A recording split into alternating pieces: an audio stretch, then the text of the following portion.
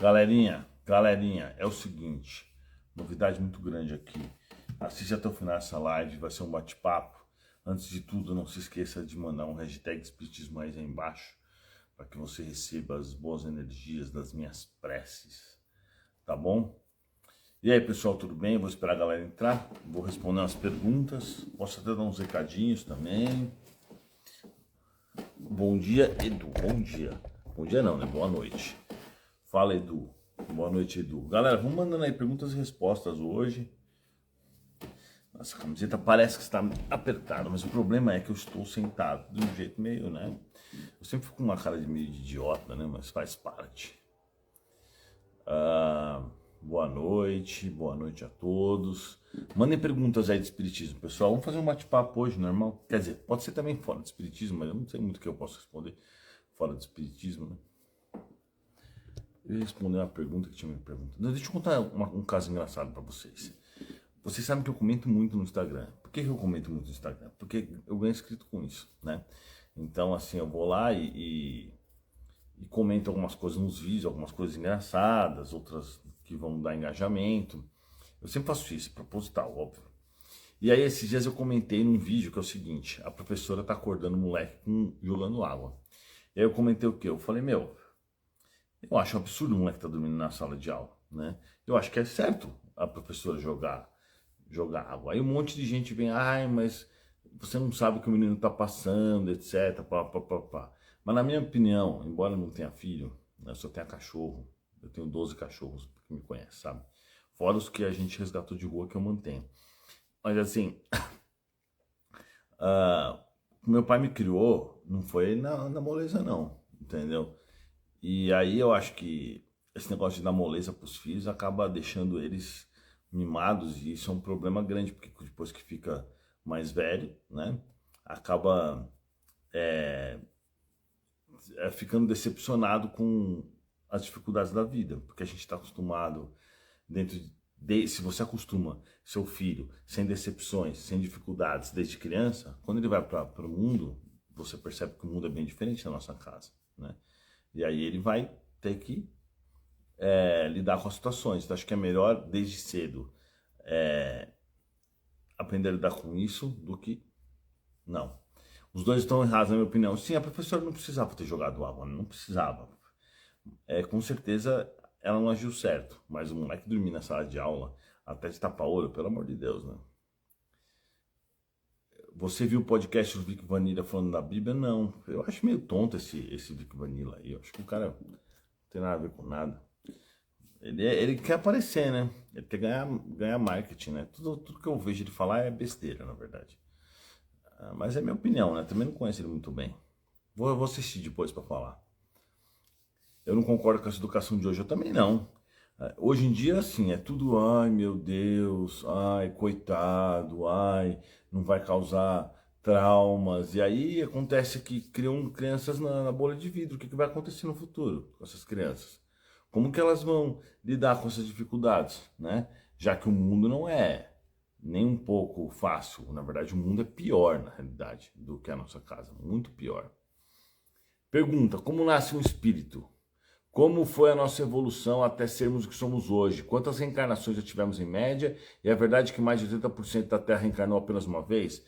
Bom, não é verdade que a população da Terra reencarnou apenas uma vez. Isso não é verdade. Na realidade, as primeiras reencarnações elas são bem primitivas, tipo um Homo sapiens no início, 200 mil anos atrás, por exemplo, na Terra a gente tinha Homo sapiens.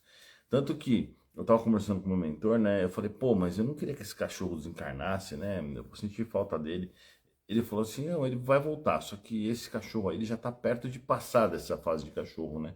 Porque ele vai desenvolvendo mais inteligência, coisa e tal. É claro que a inteligência do cachorro depende de vários fatores, inclusive da raça, mas a alma dele em si já tem um certo nível evolutivo.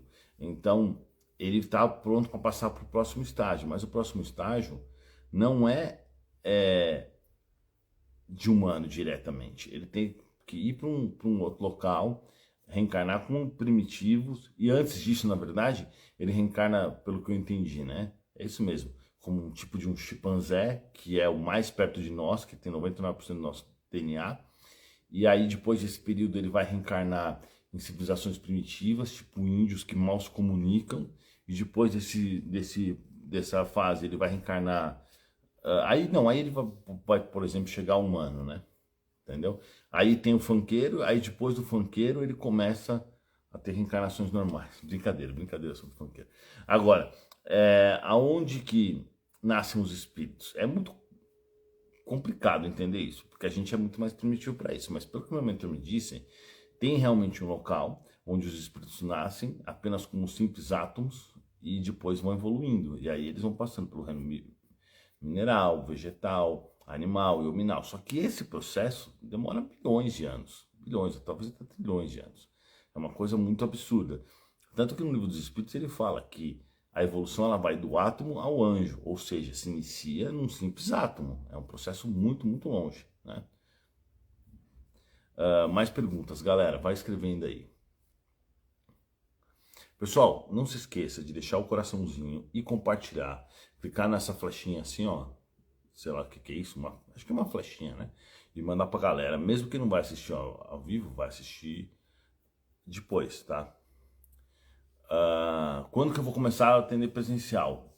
Em breve, eu vou atender presencial em um local que eu estou preparando para isso. Em breve, tá? Mas o atendimento não vai ser de conversa. Na verdade, vai ser de conversa, mas não por mim. Eu vou doar energia para poder fazer as cirurgias espirituais. Então, eu não vou fazer atendimento direto, né? Quem vai fazer o atendimento vão ser as pessoas. E eu vou ficar, vamos dizer assim, isolado para poder gerar essa energia para que as pessoas possam atender e os cirurgias espirituais possam acontecer, as obsessões também, coisa e tal. Edu, fala sobre o efeito das drogas no mundo espiritual. Então, se não bastasse apenas o usuário de droga estar financiando as quadrilhas, o traficante que compra armas, que extorque pessoas, que usa as mesmas armas para fazer roubos, você sabia que é tudo a mesma empresa, né? Vamos dizer assim. O traficante é o que aluga, eles alugam arma, ou eles emprestam, ou eles usam eles mesmos para fazer roubos bancos e roubos assim que matam pessoas, tudo mais. Além de que a droga, desde o seu início, do seu ciclo, até o meio, até o final, ela é toda gerando vários conflitos, gerando corrupção, gerando assassinatos, gerando todas essas coisas. Se não bastasse o cara que vai lá comprar droga na boca de fumo, na biqueira, colocar o seu dinheiro na mão do traficante, se não bastasse isso, que isso já é péssimo, já é horrível. Além disso, tem a questão espiritual que é pior ainda. Porque o cara, quando ele vai usar droga, o que ele faz? Ele está em busca de um prazer específico, né, que é um prazer temporário, a gente sabe, porque as drogas, na maioria das vezes, mexem com dopamina, endorfina, essas coisas, então é uma explosão naquele momento, mas depois sempre vem a depressão. Então, além disso, tem essa, né, o cara usa a droga, se sente bem pra caramba naqueles segundos, ou minutos, dependendo da droga, mas logo o corpo humano, como sempre, equilibra. E no equilíbrio, ele vai sofrer mal por causa disso. Porque nada no corpo humano é desproporcional. Se você injetar hormônio, se você tomar testosterona, o seu corpo vai diminuir a produção. Isso funciona também com os neurotransmissores, funciona com todas as coisas, na verdade. Funciona com o hormônio da tireoide, funciona com um monte de coisa. Então é óbvio que a droga nunca vai deixar o cara bem efetivamente. Ela vai trazer aquele prazer, mas vai deixar o cara infeliz. Então logo de cara a gente já entende que não tem como ser feliz usando droga. Fora do traficante e fora a questão biológica, né? Aquela sensação boa, que eu acho uma porcaria, né? Mas tem idiota que gosta, temporariamente, que depois para. A bebida é a mesma coisa, a bebida é um pouco diferente, né? Porque o cara bebe meio que para esquecer da realidade dele, e ele se sente bem na hora que ele tá bêbado, mas depois, aí quer dizer, sente bem entre aspas, os alcoólatras não se sentem bem não, exatamente porque o álcool realmente, ele afeta demais o seu sistema, né, neurológico. Então ele faz com que você realmente fique inútil, vamos dizer assim, inútil. Você já viu algum bêbado, algum drogado fazer alguma coisa útil? Não existe, não existe, né? Estão falando de socialmente em casa para relaxar. Claro, quando você toma, eu não bebo, né, mas para quem bebe, o cara vai tomar uma dose de uísque, 2 latinhas de cerveja, eu não acho tão ruim assim. Eu prefiro que não, mas se não tiver jeito, Não vai afetar, não vai vir obsessores por conta de uma dose de uísque, não, é muito pouco. Mas mais do que isso, ele começa a ser muito ruim.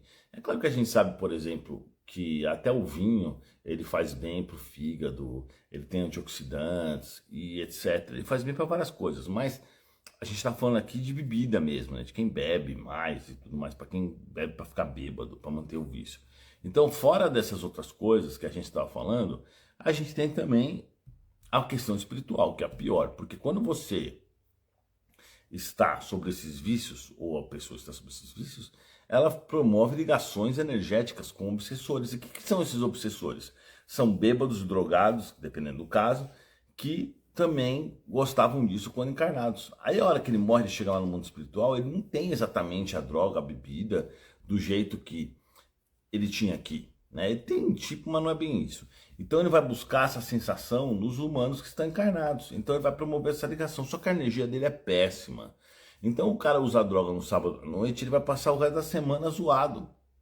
Por mais que ele não consiga fazer essa ligação, mas fora isso, mesmo que ele não consiga, ele vai. Mesmo que ele não acredite, ele vai passar por isso. Entendeu? Daí o problema da gente ter essas ligações fluídicas com espíritos obsessores, né? O pessoal tá travando muito ou não? Quem usa droga, né? Eu já experimentei quando era moleque algumas coisas, mas quem usa droga fala que é muito boa a sensação. Mas a sensação dura muito pouco. E aí depois ela destrói todo o seu organismo. Por exemplo, você pega um ex-usuário de crack, alguma coisa assim, ele tem todo o seu sistema de dopamina todo bagunçado. Ele não consegue de forma alguma se manter bem pelo resto da sua vida, porque ele criou um tipo de... ele criou um uso tão forte desses sistemas, né, de neurotransmissores, que depois ele não consegue mais se recuperar, entendeu? Por mais que ele consiga se livrar, e graças a Deus muitos conseguem, muitos seguidores falam que pararam por causa do espiritismo e tudo, inclusive fizeram um tratamento, você pode ir lá no YouTube escrever cirurgia espiritual, espiritismo raiz, ele ajuda para vários vícios e tudo mais. Ele sempre vai ficar meio bagunçado, ele sempre vai ficar buscando vícios. E o Pablo Marçal, que é um cara que eu gosto muito de ver os vídeos dele, inclusive ele me segue, ele fala sempre o seguinte, que você troca um vício pelo outro. E eu concordo mesmo. Então, por exemplo, você pega lá o cara que se livrou das drogas, ele vai estar sempre buscando algum outro vício. Porque ele já foi muito viciado, mas todos os humanos são meio assim. Então existem vícios bons, por exemplo, como o da leitura, o do espiritismo, o de trabalhar de forma coerente, mas vocês podem perceber, né? Eu estava vendo um outro psiquiatra falando sobre isso, um psicólogo, perdão. Ele falava o seguinte, que, os caras que de alto nível, assim, mega empresários, tudo, eles são viciados em trabalho. Eles deixam de ter outros vícios para se viciar em trabalho. Então, por exemplo, se você quer se livrar de hábitos como droga, álcool, cigarro, bebida, coisa assim, você tem que buscar outras coisas. E muitas pessoas vão na academia, usam a corrida também é viciante. Quem corre sabe que é viciado em corrida. Embora seja uma coisa difícil da gente iniciar, porque é contra a nossa natureza, né? Gastar energia em algo desnecessário, porque o nosso organismo é de um animal, nós somos animais, né?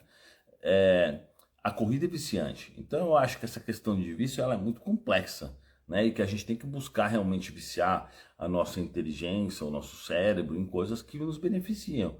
Então nem todo vício é ruim se você começar a ser viciado em corrida, em alimentação boa, em leitura, em espiritismo, como eu sou viciado em espiritismo. Acho que é um vício. Se for para você ter algum, é melhor que você escolha esses, né? Isso com certeza. Pessoal, falando aí do investimento que estavam falando, perguntando a minha empresa. A empresa tá lá, Red Robô, fechou, tá fechando lucrativamente. É que eu fui proibido de falar isso pelo... Esqueci o nome deles. Porque assim, a Rise Robô não é uma empresa brasileira, é uma empresa americana e que opera em vários países, não opera no Brasil.